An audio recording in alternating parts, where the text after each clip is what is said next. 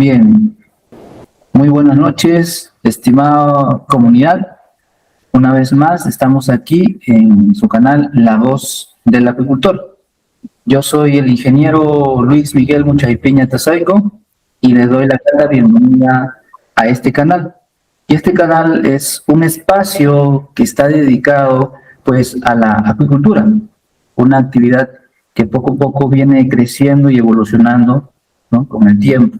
Aquí en este canal nosotros vamos a conversar con especialistas, productores, investigadores y emprendedores que están transformando la forma de cultivar y aprovechar los recursos acuáticos en todas las regiones de nuestro maravilloso Perú.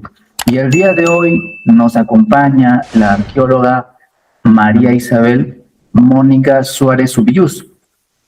La arqueóloga, ella es licenciada en Arqueología por la Universidad Nacional Federico Villarreal, es investigadora afiliada a la Universidad de Wisconsin-Milwaukee, ¿no?, Estados Unidos, y actualmente cursa una maestría en gestión del patrimonio cultural en la Universidad Nacional de Trujillo.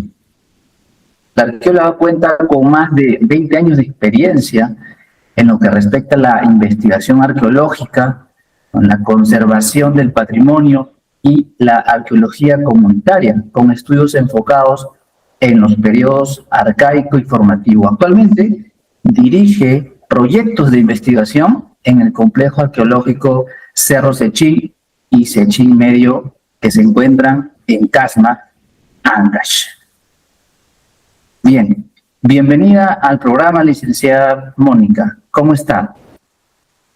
Muchas gracias Luis, por tu invitación a participar de este espacio, La Voz del Apicultor.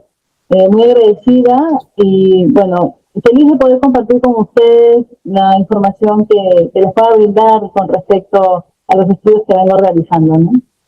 Correcto.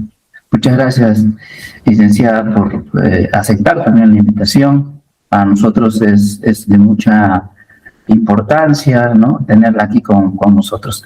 Y hoy día vamos a conectar, ¿no?, lo que es la arqueología con la acuicultura, ¿no? Un tanto ver lo que es el recurso hídrico, o sea, el agua, ¿no?, un recurso vital, y el conocimiento también ancestral del territorio, ¿no? Entonces, pero antes de hablar de eso, vamos a hablar un poquito de su experiencia, su paso por la arqueología. ¿Cómo comenzó? Por ejemplo, podríamos comenzar, licenciada, ¿no?, desde la arqueología, ¿cómo se entiende en este caso la relación entre las primeras sociedades y el manejo del agua y el territorio, ¿no?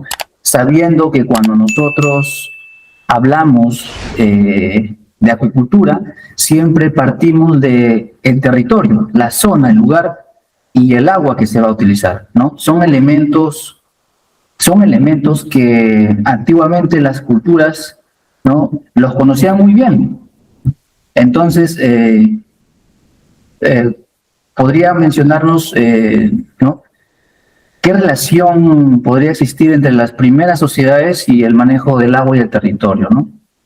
Pero antes, cuéntanos un poquito de usted, ¿cómo comenzó a apasionarle el tema de la arqueología? Para ir sabiendo cómo se interesó en esta carrera tan bonita y apasionante. Claro, con mucho gusto. Mire, bueno, mis orígenes son casmeños, ¿no?, por parte de mi familia. Entonces, siempre desde niña he estado disfrutando de los paisajes, de los sitios acá en Casma, y con el tiempo me llamó mucho la atención, pues, la arqueología, ¿no?, la historia de Casma. Y bueno, estudié arqueología porque había conocido varios monumentos arqueológicos aquí en Casma que me llamaban mucho la atención, me gustaban. Entonces decidí estudiar arqueología y justamente hice mis prácticas de bachiller, mis primeras excavaciones en un sitio aquí en Yaután, que es un lugar un poquito más hacia la sierra de Casma, como que se va a Huaraz. Ahí pude hacer mis primeras excavaciones arqueológicas. Pero luego de eso, bueno, he hecho arqueología por todo el Perú, ¿no? He estado por, no sé, Cusco, por la selva, por la frontera en Tacna, por todo el Perú prácticamente. Eh, Tanto por investigación como por trabajos también de arqueología en sí, de proyectos de evaluación, de rescate, de monitoreo, o de investigación pura también he excavado en Pachacamac, en, no sé, en Ollantaytambo, en muchos sitios arqueológicos en el Perú. Pero siempre volví a Casma porque Casma es, para mí es un valle muy antiguo, muy ancestral, lleno de ocupación arqueológica muy antigua y continua, ¿no? Entonces es el paraíso para los arqueólogos. Hay sitios arqueológicos monumentales como, como Sechín Alto, Cerro Sechín, ¿no? Las Aldas. Ahora tenemos Chanquillo, que es patrimonio de la humanidad, ¿no? Es uno, tenemos una docena de sitios patrimonio de la humanidad en el Perú, nada más no son muchos. Está, por ejemplo, Cuelap, ¿no? O Machu Picchu. Y Chanquillo es uno de estos sitios porque tiene la categoría de ser el observatorio astronómico más antiguo de América.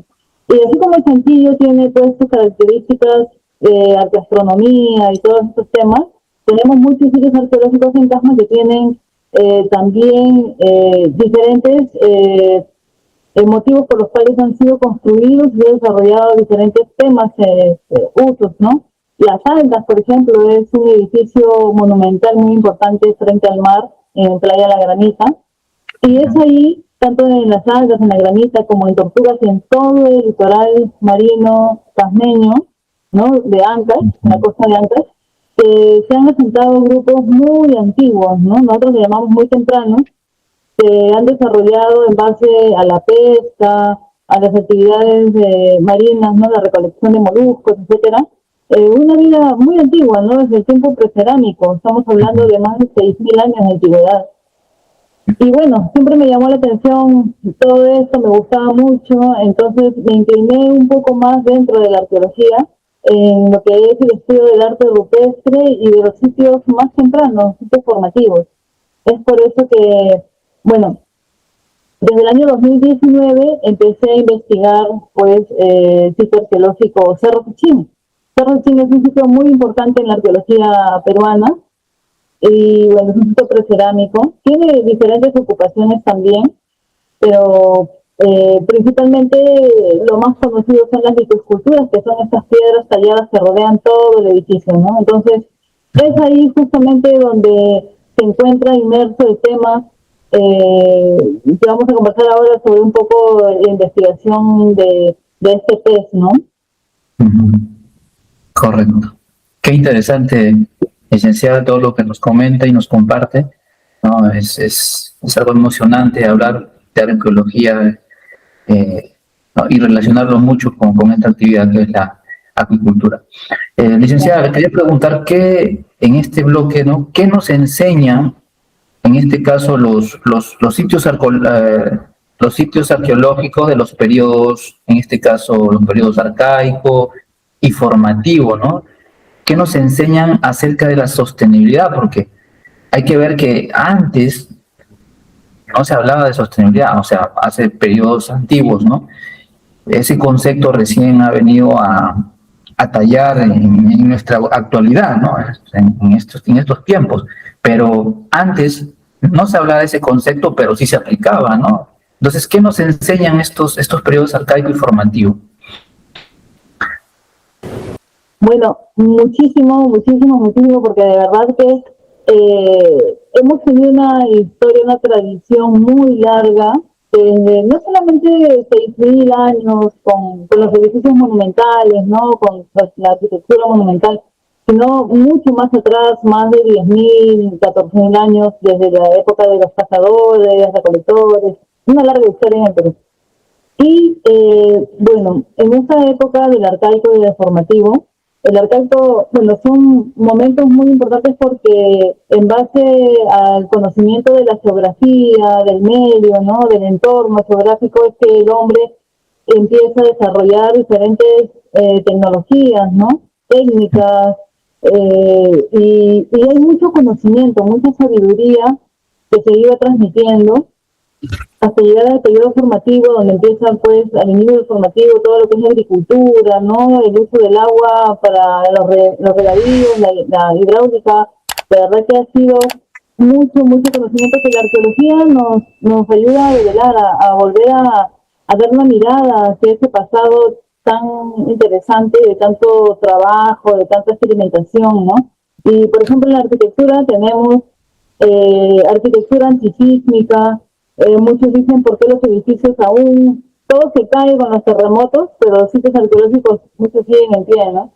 Había una tradición arquitectónica antisísmica con el uso, por ejemplo, de las chicras, que eran estas bolsas tejidas de junco llenas de piedras que ponían en las bases de los edificios, que se encuentran en las Aldas, que es un sitio monumental muy importante en Casma, y se encuentran también en varios sitios en Caral, por ejemplo, ¿no? En Caral se ha encontrado bastante esta tecnología, o el uso de contrafuertes, que son elementos arquitectónicos como en forma de cuñas, que van a los lados de los muros para permitir que las fuerzas horizontales no destruyan, ¿no?, los edificios. Y bueno, al margen del tema de la arquitectura, había muchos avances también en arte astronomía, como estábamos viendo con Chanquillo, ¿no? Y otros sitios mucho más antiguos en el Valle de Casma que se vienen investigando ahora. Avances en los estudios también de las técnicas para los cultivos, ¿no? Para poder, por ejemplo, el algodón también, ¿no? Hay una parte de procerámico sin algodón y otro con algodón que ya empieza a cultivarse. Teníamos algodones de colores, había una tecnología para cultivar algodones de diferentes colores, ¿no? Variedades de tonalidades que ahora se ha perdido casi, ¿no? Ahora casi solamente se utiliza algodón blanco, pero antes había pardo, verdoso, rojizo, beige, diferentes colores, ¿no? Que eran utilizados para los textiles, la medicina también con el uso de plantas naturales, que muchas cosas ya han quedado en el olvido, ¿no? Y la arqueología va recuperando todo ese conocimiento ancestral, esa sabiduría de tanto tiempo, de tantos años. Por ejemplo, el uso también del agua de las lluvias cuando eran los fenómenos del niño, ¿no? En reutilizar, usar esa agua que venía con mucho detritus, con mucho material orgánico, que antes era aprovechado, ¿no? Y ahora pues causa más bien un caos y destrucción, porque no hay un buen manejo de esos torrentes de agua, ¿no?, que llegan.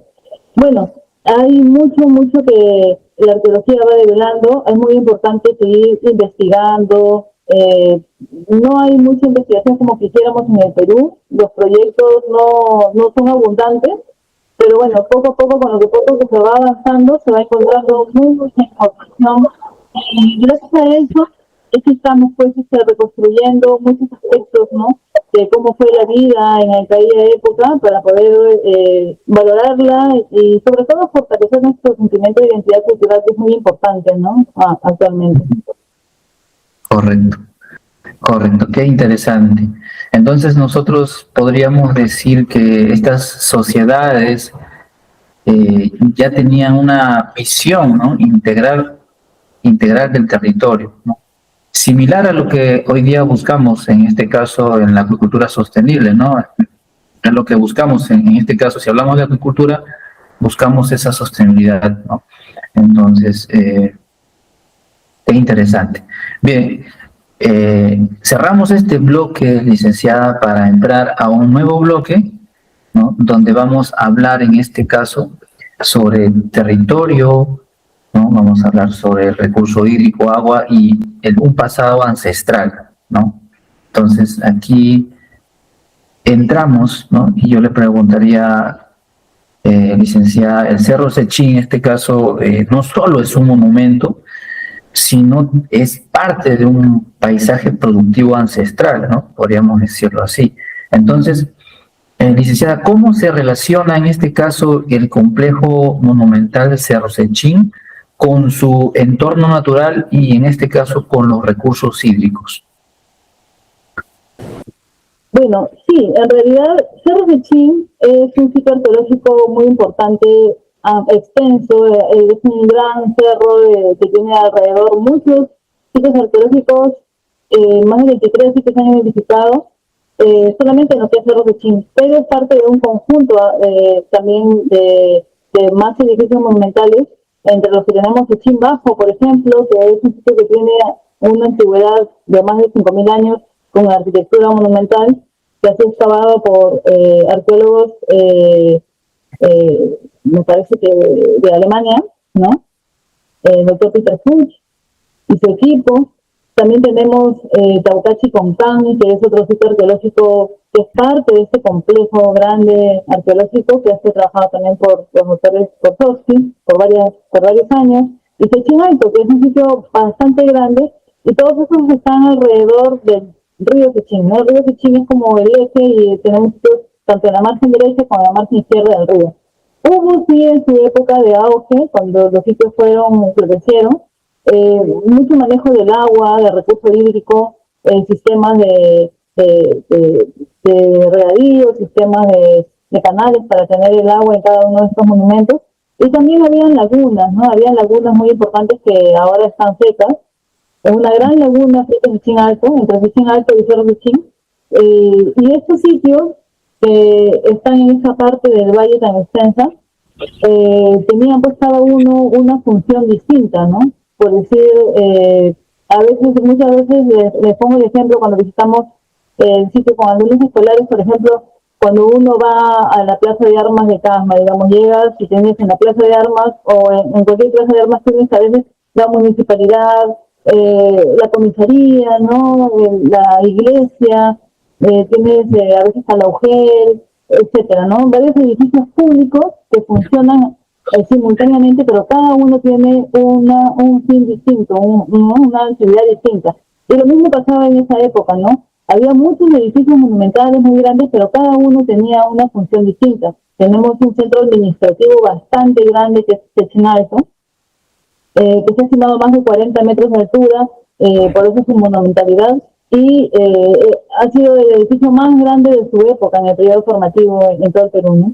Y luego tenemos el Chimbajo, que es un sitio pues posiblemente ceremonial, ¿no? Dedicado más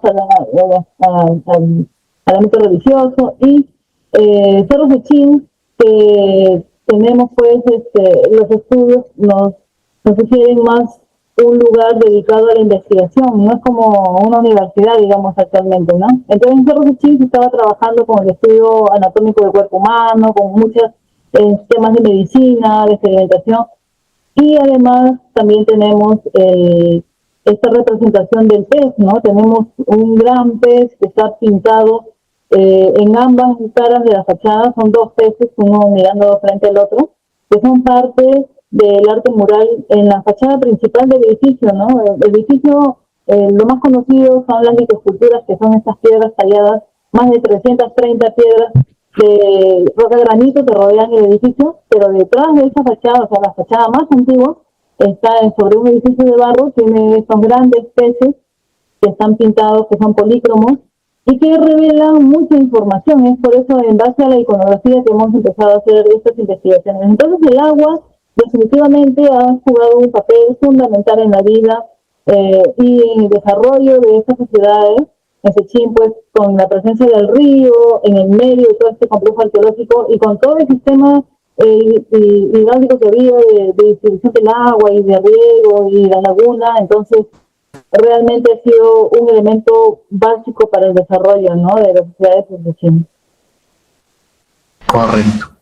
Correcto, licenciada. Qué interesante lo que nos comparte, ¿no? Entonces, ahora le preguntaría, desde sus investigaciones que ha realizado, ¿no? ¿Qué rol en este caso cumplieron lo que es el paisaje, los ríos y las quebradas en la organización social antigua?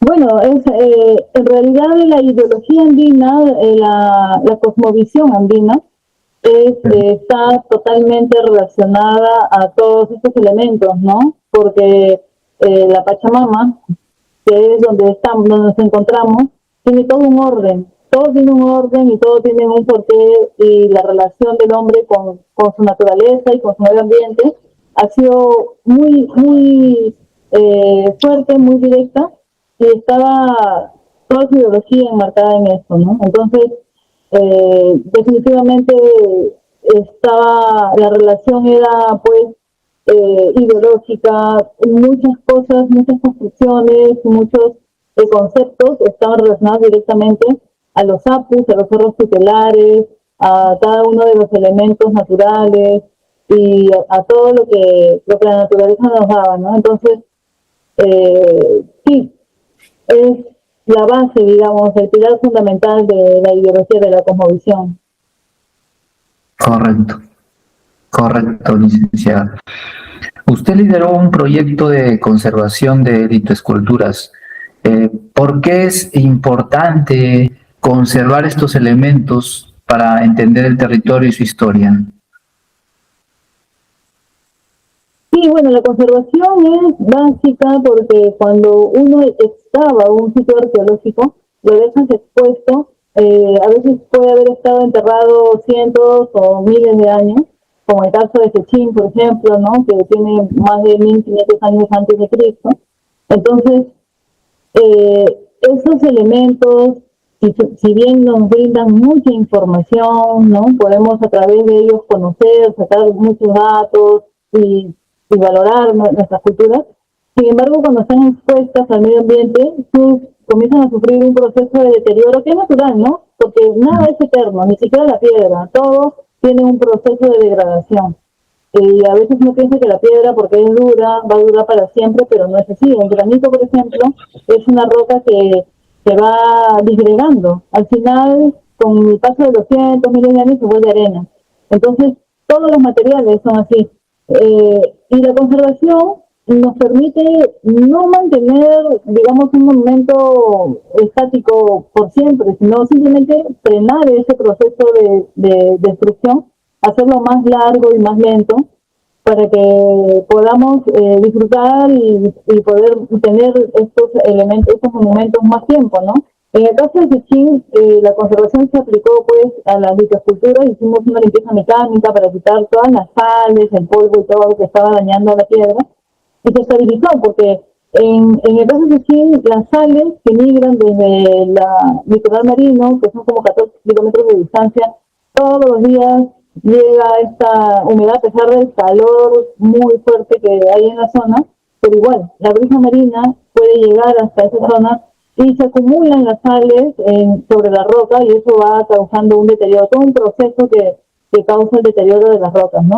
Y por eso se van disgregando, hay desplazamiento, hay diversas patologías que tiene la roca y lo que hemos hecho después es estabilizarla gracias a la Embajada de Estados Unidos con el Fondo del Embajador, que ganamos el concurso, y también World Monument Fund, que a través de ellos se realizó el trabajo, fue que logramos hacer este trabajo de conservación y hacer un plan de manejo para un protocolo para darle un mantenimiento, ¿no? Continuo a estas litoesculturas.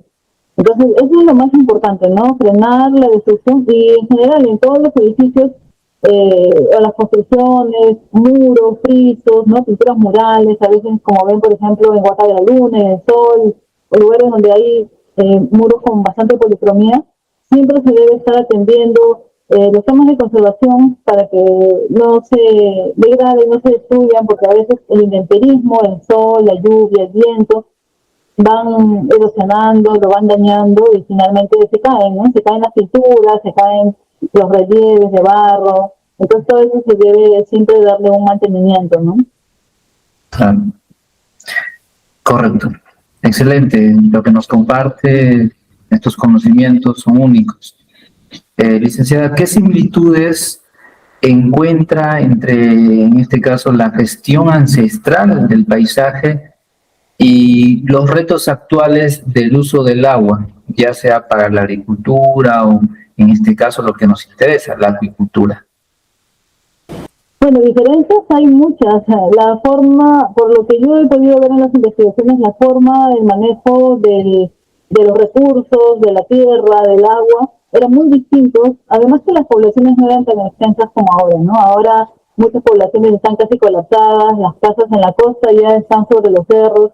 Entonces, ahora se ha extendido mucho la población. Pero antes ha habido una forma distinta del manejo, muy respetuosa, así, viendo también, por ejemplo, en Casma tenemos una zona cerca del puerto, de Puerto Casma, donde hay una zona donde se cultivaba especies campos de cultivo prehispánicos de la época Chimú, que todavía se conservan muy bien, ¿no? Se pueden ver, ustedes los pueden encontrar en Google Earth, por ejemplo, ingresan y pueden ver fácilmente toda esa zona por el puerto, cerca de la laguna, la laguna San Diego. Y estos campos de cultivo prehispánicos son muy extensos y son como meandros laberínticos. Entonces, ellos utilizaban el agua del humedal para cultivar, pero también para criar peces, ¿no? O sea, era el doble uso, tanto en las partes en la tierra de los cultivos y en la parte de los surcos siempre con agua estaban los peces. Entonces, y hasta ahora están ahí, pero ahora ya están abandonados, no se cultiva nada ahí. En Trujillo también hay una zona muy extensa. Luego el uso de huachaques también, que eran estas especies de pozos donde empezaron a hacer los cultivos alrededor. Lo pueden ver en el Museo de Chanchán, por ejemplo. Ahí hay grandes huachaques en la parte donde se puede recorrer el Chanchán, y también en el museo hay una gran maqueta, que eran estas como grandes pozos que hacían, ¿no? Expresamente para poder allí cultivar alrededor y utilizar el agua, extraer el agua. Entonces, había todo un manejo muy distinto del agua de lo que tenemos ahora, ¿no? Y bueno, era una tecnología prácticamente que se ha perdido, ¿no? Que se ha olvidado. Entonces, justamente con este libro que he podido pues construir en base a la investigación, estamos poniendo también ahí esta información, ¿no? Y algunas imágenes sobre cómo era en esa época y cómo se utilizaba pues los recursos. Excelente, correcto, licenciada. Con eso ya estaríamos terminando este segundo bloque y ahora entraríamos al tercer bloque, donde vamos a hablar de comunidades, acuicultura y futuro sostenible. En este bloque vamos a hablar especialmente de una especie en particular, ¿no? Del pez chalaco, ¿no? Su nombre científico es Dormitator latifrons. Entonces, es una especie que se encuentra en Tumbes, ¿no? Y también en Ecuador, me parece. Entonces, en acuicultura nosotros hablamos mucho de producción responsable, ¿no? Hablamos mucho del cuidado del agua y también del trabajo con la comunidad, ¿no? Entonces, para hacer una breve reseña, en el 2020, ¿no? En ese entonces el Proyecto Nacional de Innovación de Pesca y Acuicultura, el PENIPA, financió un proyecto sobre el pez chalaco, ¿no? Especialmente en el departamento de Tumbes, donde en qué consistió o en qué se enfocaron, pues, en el tema de la agricultura y la recuperación de esta especie, ¿no? En los manglares. Entonces, se buscaba mejorar, en este caso, la tecnología de producción y la sostenibilidad mediante la colaboración entre universidades, centros de investigación y actores del sector para fortalecer, en este caso, la cadena de valor y la competitividad de la pesca artesanal, ¿no? Entonces, con este breve resumen, por decirlo así, entonces, yo le preguntaría a la licenciada, ¿no? Desde la arqueología y la historia, ¿qué importancia tuvo el morengue, conocido como el chame o el pez chalaco, ¿no? Para las culturas preincaicas de la costa peruana, especialmente como fuente de proteína en época de sequía? Bueno, el pez monengue, que es como se había mencionado, el chame, le llaman en Ecuador, ¿no? El monengue, en Gasma se le llama monengue, es el Dormitator latifrons. Hemos identificado que es el pez que está pintado en esta fachada antigua, como les mencionaba, de Cerro de Chin. Es un pez que está pintado en ambos lados de la fachada con una escalinata central dividiendo esta fachada. Y en ambos lados está el pez de perfil, ¿no? Mirándose uno frente al otro, y los detalles de las aletas y los colores y todo han sido lo que se ha podido evaluar para poder identificar pues esta especie, ¿no? Es un pez que ha sido utilizado, sí, en época prehispánica, ha sido muy importante para ponerlo en un lugar tan importante como lo ha sido el sitio de Cerro Pechín en el frontis. ha tenido pues un valor muy, muy importante, y por el tamaño en que ha sido plasmado también, polícromo. Como le decía, frente a Sechín había una laguna también, ¿no? Es por Ajá. eso que Cerro Sechín se llamaba Cerro Laguna también antiguamente, que ahora ya está seca. Y bueno, este pez ha sido utilizado, ha sido consumido mucho, sí, se han encontrado restos de estos peces en las excavaciones arqueológicas, pero principalmente la investigación que venimos realizando, estamos proponiendo este pez como un pez, como un bioindicador, ¿no? Los bioindicadores, me imagino, conocerán diferentes tipos de bioindicadores. Por ejemplo, están los líquenes son bioindicadores que te indican un ambiente libre de contaminación, ¿no? Donde hay un aire puro, ahí crecen muy bien estas especies. Luego tenemos, dice aves que hacen su nido en diferente ubicación, según cómo va el clima, o cuando los sapos cantan, que va a haber lluvia, o es decir, diferentes animalitos que tienen un comportamiento distinto del normal y que te indican, o sea, que te avisan, por alguna manera, por alguna razón muy especial, ellos están muy conectados con la Pachamama, no sé, pero ellos logran saber cuando va a pasar un fenómeno o el clima va a cambiar o algo. En este caso, el pez molengue es también un bioindicador que les ha permitido a la lengua británica poder identificar los cambios climáticos. Y bueno, todo el comportamiento que tiene este pez, la forma, en cómo todo un proceso, ¿no? Para poder entender esto, nosotros hemos hecho investigaciones en el año 2015. En el libro justo hemos puesto ahí una bitácora de cómo hemos ido investigando el comportamiento del pez a lo largo de los años y en relación al fenómeno del niño, ¿no? Entonces, el pez es un pez además muy resistente, bastante resistente. Las características de su comportamiento, de su forma de vida, bueno, se ubica desde la costa de California hasta, se pensaba, hasta Ecuador, pero las últimas investigaciones han revelado pues que, bueno, en Perú, acá en Tasma por lo menos está desde hace más de 3.000 años, como se ve ese chin, y posiblemente hasta la zona de Barranca creo que también se encuentra, y un poco más al sur, ¿no?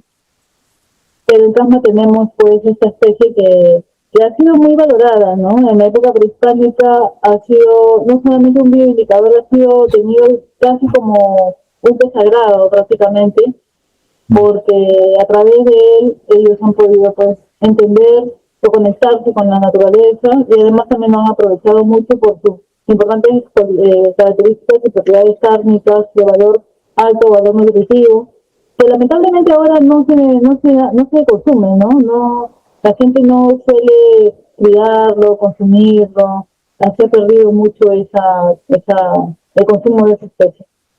Claro. Excelente, excelente.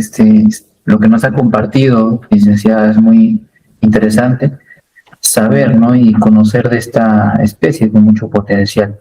Se sabe que este pez podía enterrarse, ¿no? Y sobrevivir en condiciones extremas. ¿Qué nos dice esta adaptación sobre su relación con el agua, el territorio y el potencial, como vuelvo a repetir, que tiene en el tema de la acuicultura, ¿no? Frente a los escenarios de cambio climático? Claro, justamente la investigación, creo que venía acá, como hace un poco el libro, el tema de sección, justamente hay una parte, esta es, esta es la representación que aparece del pez en el sitio arqueológico. Y bueno, es la foto como es antigua, está blanco y negro, pero en colores es un poco más, no sé si ahí se nota un poco. Bueno, Sí, sí. cada uno de los peces tiene una característica de su policromía.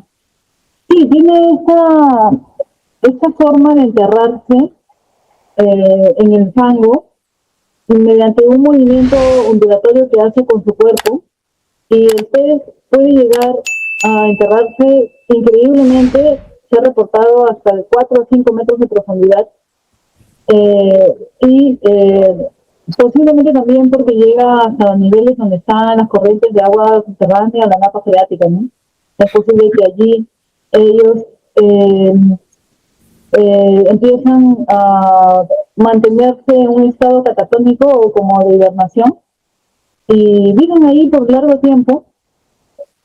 Y es por eso también su nombre, ¿no? El dormitato, es como si estuviera durmiendo. Han desarrollado una forma de alimentarse de detritus y es muy resistente porque no solamente enterrado, sino también cuando está fuera, puede vivir fuera del agua, solamente con un poquito de humedad, muchas horas, hasta 2, 3 días fuera del agua. Y eso es una actividad también bien interesante porque da saltos, se va moviendo y se puede, es como si se moviera sobre el barro, ¿no? Entonces, hasta buscar un lugar donde pueda enterrarse en el fango. Entonces, es un pez que ha desarrollado una gran resistencia. Debe ser, esto ha sido muy conocido también por los antiguos pobladores.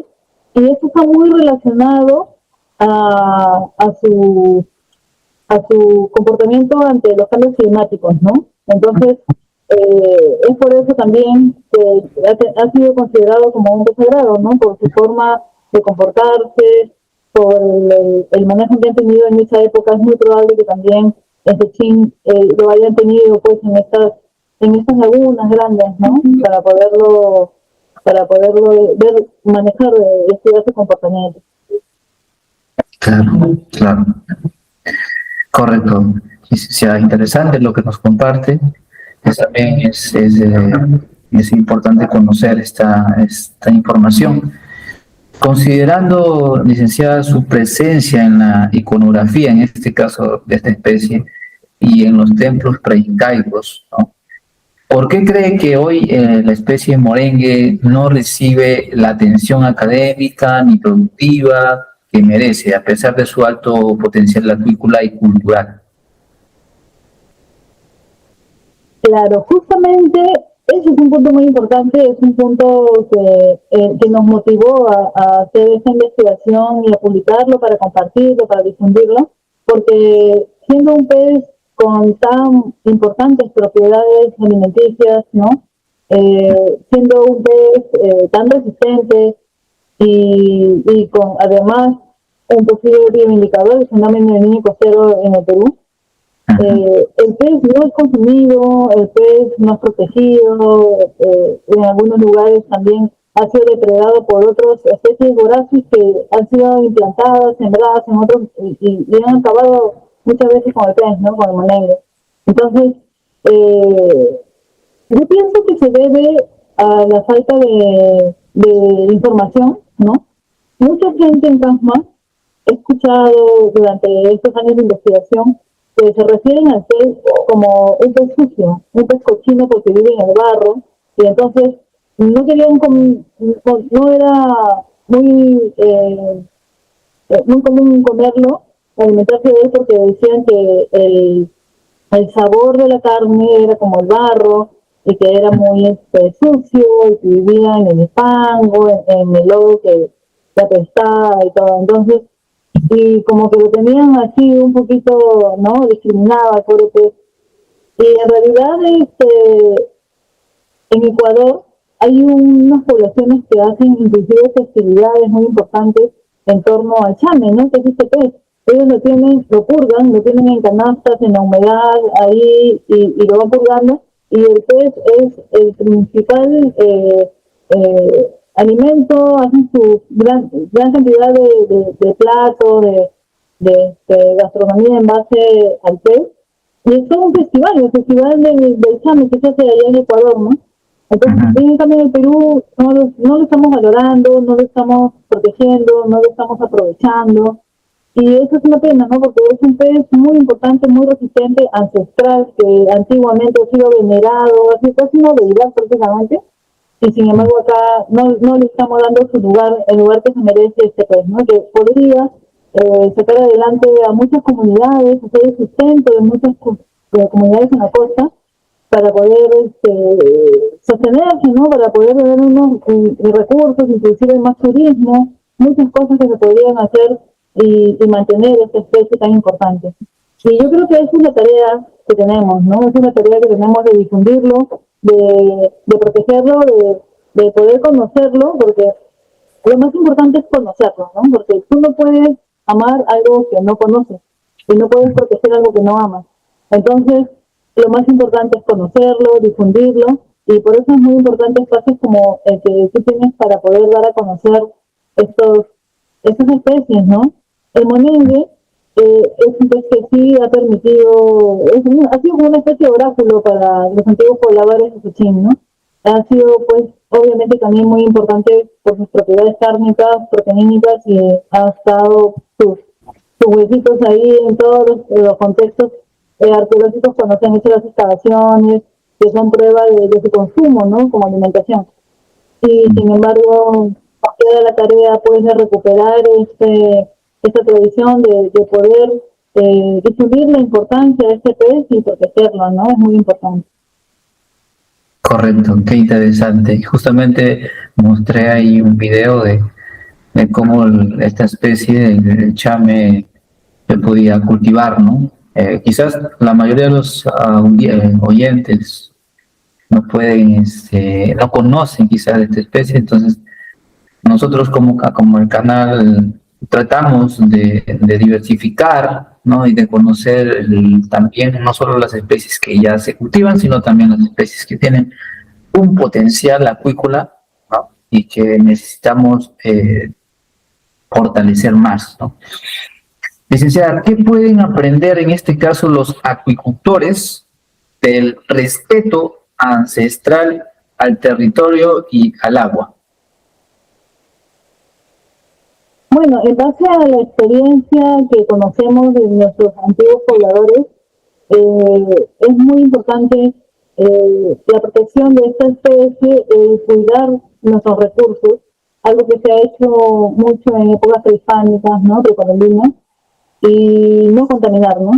Porque, bueno, la contaminación creo que es uno de los principales problemas que tenemos a nivel nacional.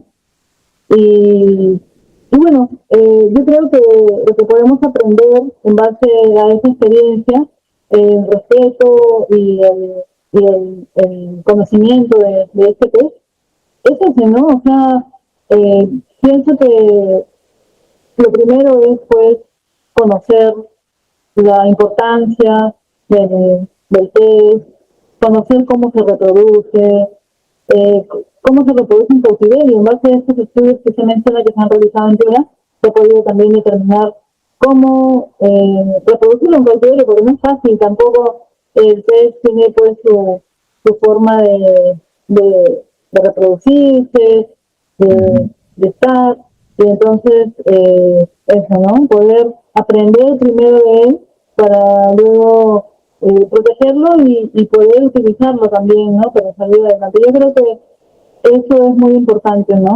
El conocimiento que los antiguos pobladores en la costa del Casma, en este caso en Ancash, han tenido, debemos replicarlo, ¿no? Debemos aprender de ellos y hacer también, conocer más a estos animalitos, a estos peces, y poder protegerlos y aprovecharlos. Correcto, licenciada. Finalmente, eh,